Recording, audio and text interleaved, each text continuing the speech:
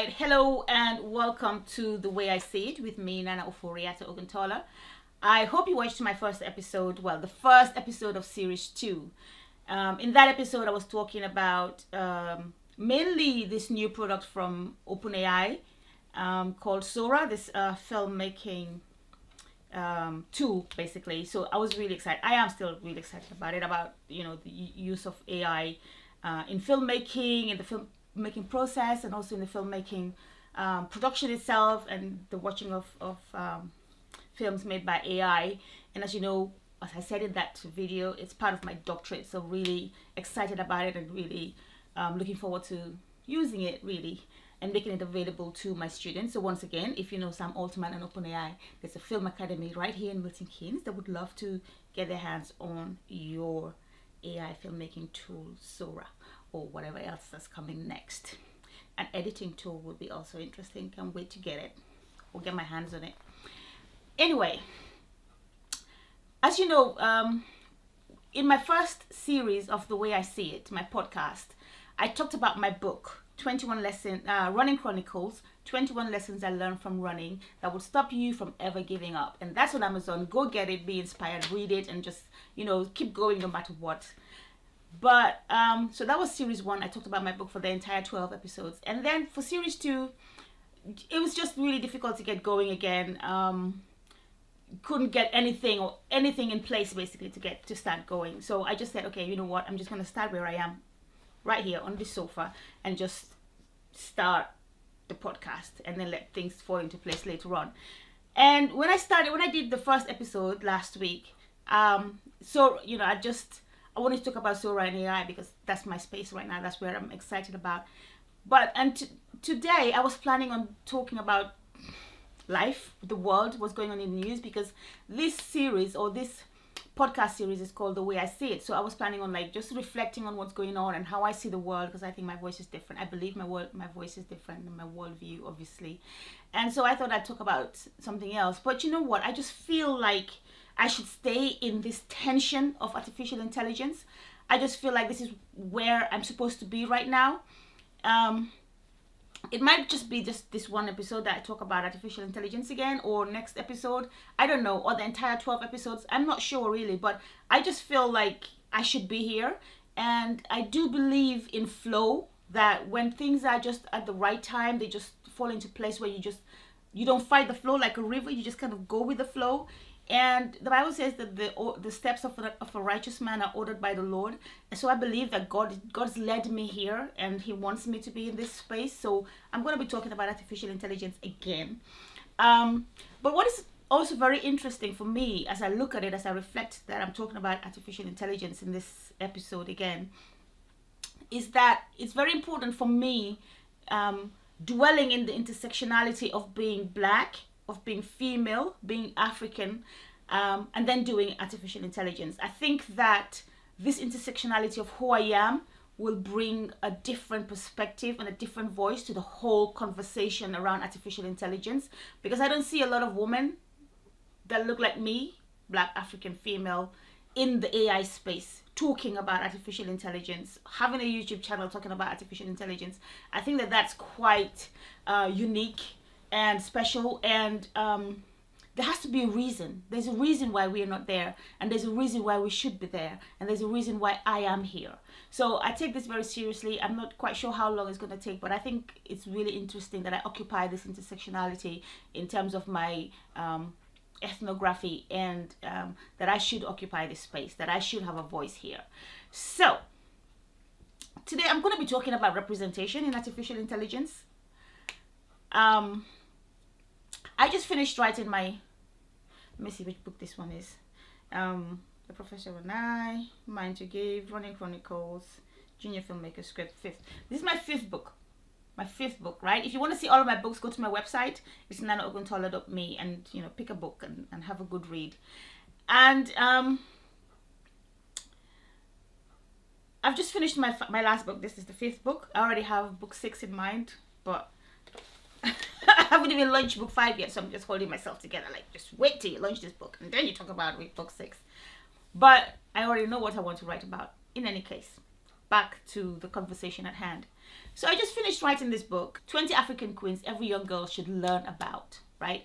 And I wrote this book because of the lack of representation of Black African women or queens in my history books, in my learning of history, in my growing up, right? It's a direct response to the fact that I grew up in an African country, the Gambia, where I wasn't taught that we had African queens, but where I was taught about European queens who don't look like me. Obviously, I'm Black, I'm not white. So why am I being taught about European queens and not African queens? So I think that that's an anomaly and that should be corrected. And so I wanted to write that book. But as I wrote the book, I decided, okay, I mean, I was having problems with getting an illustrator or an illustrator to do what I wanted, or even being able to pay the illustrator what he wanted. So when I realized, okay, actually you can do this with AI and you don't have to pay anybody, I thought, okay, let's get AI to illustrate the book. So I think it's Imagine AI or so. I went there and I, put the prompt in and said, African queens, and I put the name. I said, okay, Ya Asantua, African queen, and it generated a fantastic image of African queen. It had clearer, stronger features of an African queen than the other illustrator that I used, who was from a different culture, and therefore the features weren't as African as I wanted them to be. So I loved it. I absolutely loved it, and so it generated for me all the Black African queens until it came to Egypt. And then with Egypt, it gave me white queens. And I think it gave me one queen that was Black. I think it might have been Hasheput. Yeah, I think so. I'm not sure. And I remember thinking, well, there was this conversation last year or 2 years ago where a film was made and the Cleopatra, I think, was represented as Black, and some Egyptians were complaining that why is the queen represented as Black? They are not Black people.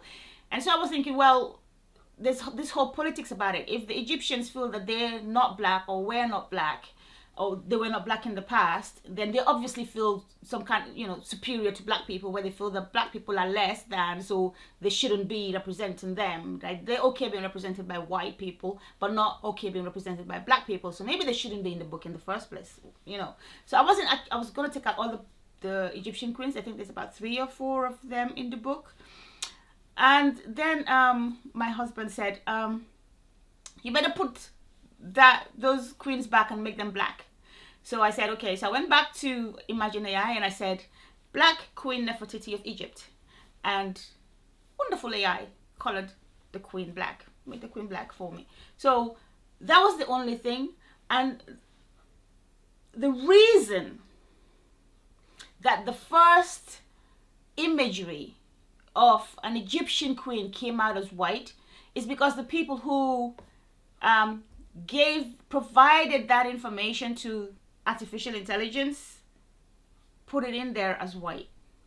So it's not the medium, let's say. It's not artificial intelligence per se that is giving us information that we might not feel is right for us. It's the people, the source, the people who are putting that information in. And that is where we have to go. So that was my book, my first experience in terms of looking at information that is generated. I was working on my PhD assignment and I wanted to find, I wanted some way of getting artificial intelligence to co-author, not write, but I'm supposed to do a video, right? And I was looking at a way of getting artificial intelligence to co-present my information with me. So I needed an image or a video that would read out some of my academic text. And I went to first of all, I went to Google. And when I said I'm looking for, artificial intelligence that's, be able to present video, oh my gosh, who knew there were so many? I mean, I'm feeling a little bit down about it, to be honest. I'm feeling a little bit depressed about it. There were so many. And then there's a group on LinkedIn. It's called, there's an AI for that. There is an AI for everything. And as a Black African woman, I'm coming here and I'm speaking to you about artificial intelligence. And I'm telling you, don't sleep on this thing. Don't sit there saying you're afraid of it. Don't sit there saying you're threatened by it. Get on top of this thing, get involved, learn about it, find out about it, get involved right now. Because we are seriously missing the boat. We are missing the boat. We are going there. This is the issue with representation. If we are not in it, if we are not at the source, creating the tools, if we're not there, we're not going to be able to be represented. We're not going to have representation. So we don't have time to sit down and start saying, I don't trust it, I'm afraid of it. We don't. Those who don't, whether they trust it or not, are involved in it, are running with this thing. They are running, and I'm in running. When I saw how many companies are offering all kinds of things for AI, I was in shock. I was like, we playing. We, as in we, black people, especially black Africans, we are playing. Black people everywhere. What are you doing? What are we doing? So when I saw these all these videos, I was like, okay, wow, okay, all these people provide the same service. So I chose a few of them, about 2 or 3, and I went in there to get, you know, an image of me or a video of me speaking. Very few black women. Very few black women. I mean, oof. Like out of a 20 images, you'll get one single black woman.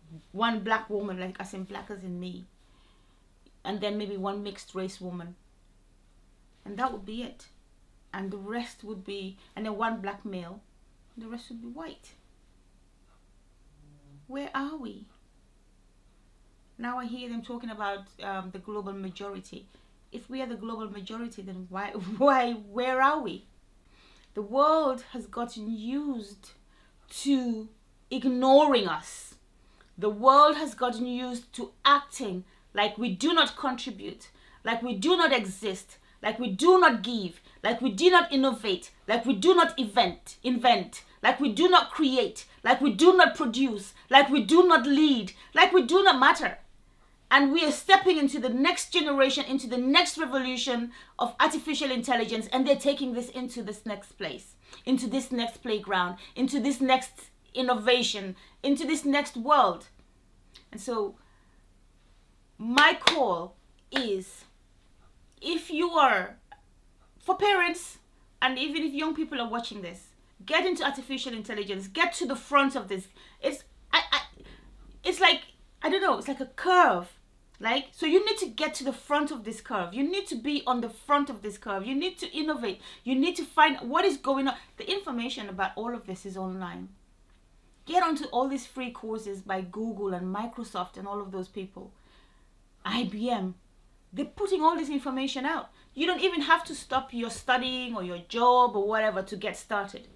Just start learning about it and then expand your knowledge and then start building the tools that create better representation.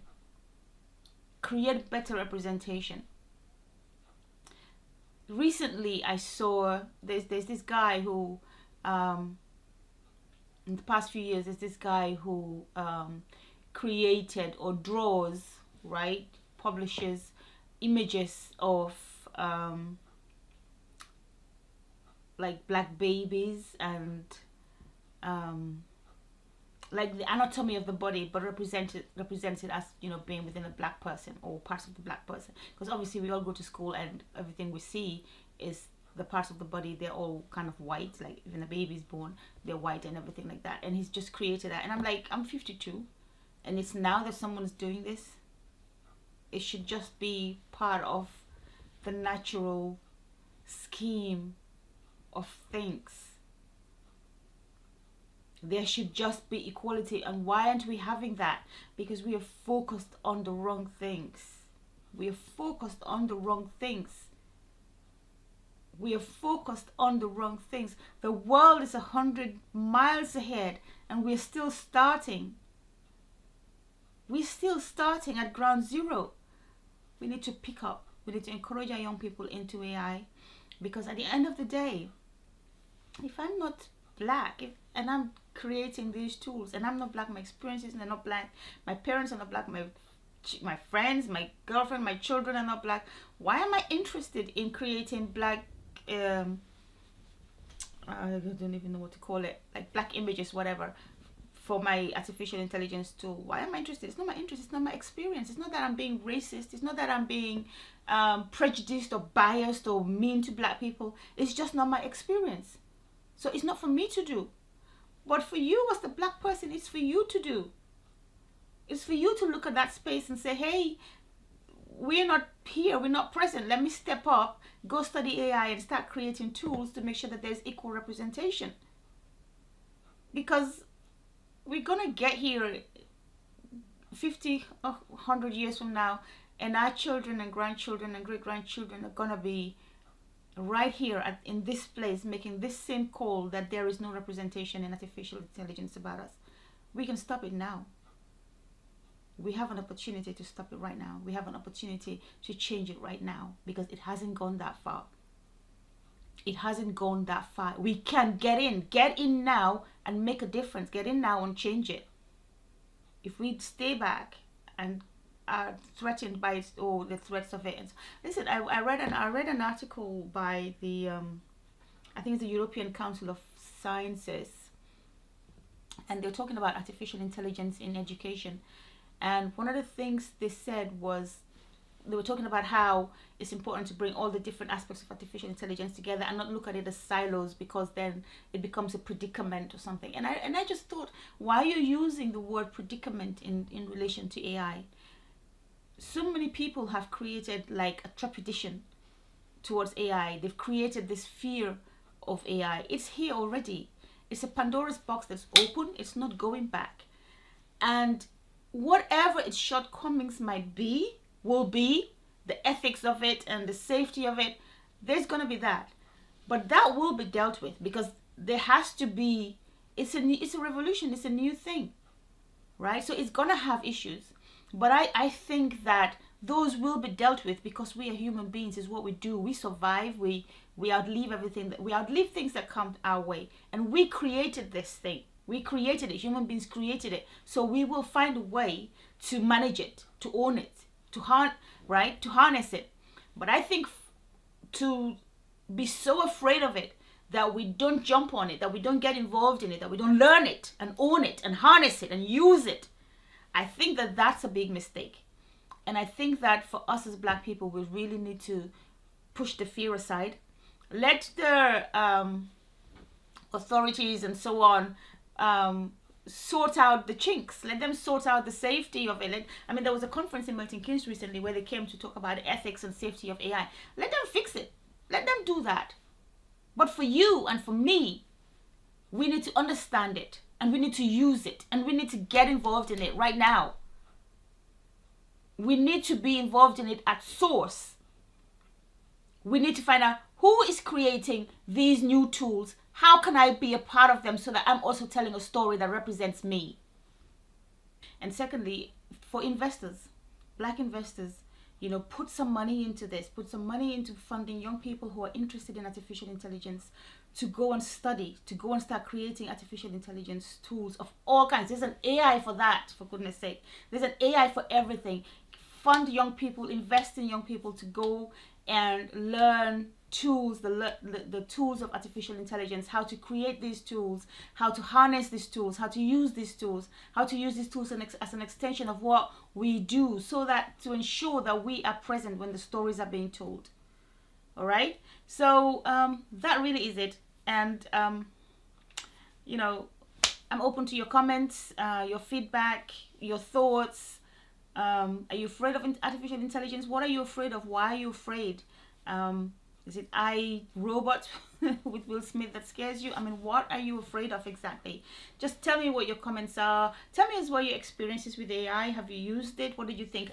Thank you for joining me, and I hope it was useful, and I hope that I've got you thinking, and maybe you might consider or reconsider some things around artificial intelligence, its uses and the ownership of it and what you can do. But in the meantime, do take care. See you next time.